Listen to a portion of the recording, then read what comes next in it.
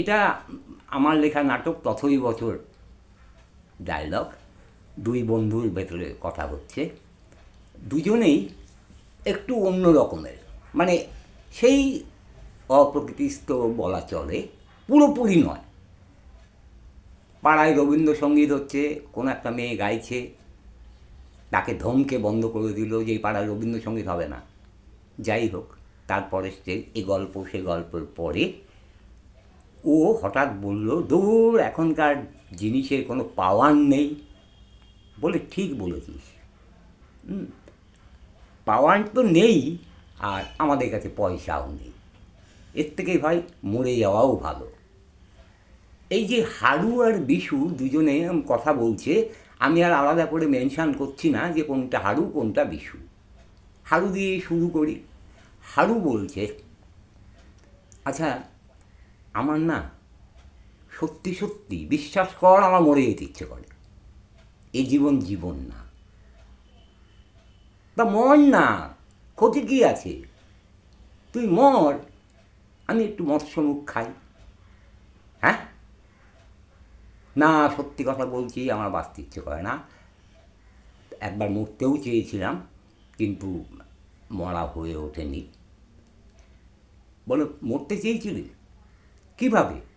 বলে একবার ভাবলাম, আমাদের তো এই গ্রামের দিকে দেখি কলা ফলা পাকায় তুতে দিয়ে, তা আমি ভাবলাম ওই কিছু একটা খেয়ে আমি মরে যাব।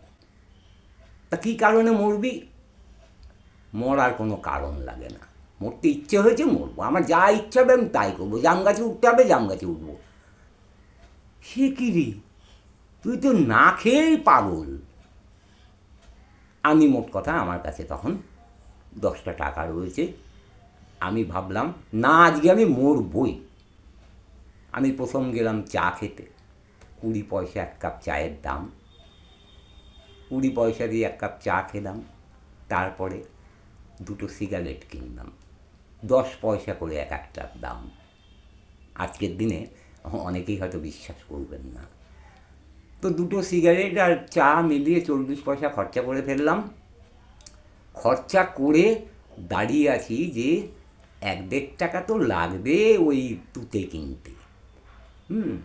টাকা তো বেঁচেই যাচ্ছে, কী করি? আমি আর একবার চা খাই। চা খেলাম, আবার সিগারেট খেলাম। এর মধ্যে এর মধ্যে করবি না, এবার মর। আরে দাঁড়া দাঁড়া, আমার ছোট ভাই এলো, এসে বলল, দাদা ভাই যদি কিছু অসুবিধা না থাকে আমাকে 5টা টাকা দিবি? দিয়ে দে। ছোট ভাই, হ্যাঁ আমিও ভাবলাম ছোট ভাই, চলে তো যাচ্ছি, দিয়ে দিই। তো আমার পকেটে যা ছিল দিয়ে দিলাম। খুব ভালো করেছিস, খুব ভালো করেছিস, মহৎ কাজ করেছিস, যাবার আগে অন্তত একটা বড় কাজ, এবার মর। আরে মরবো কী করে, আমি তো আমার পুরো টাকাটাই ওকেই দিয়ে দিলাম।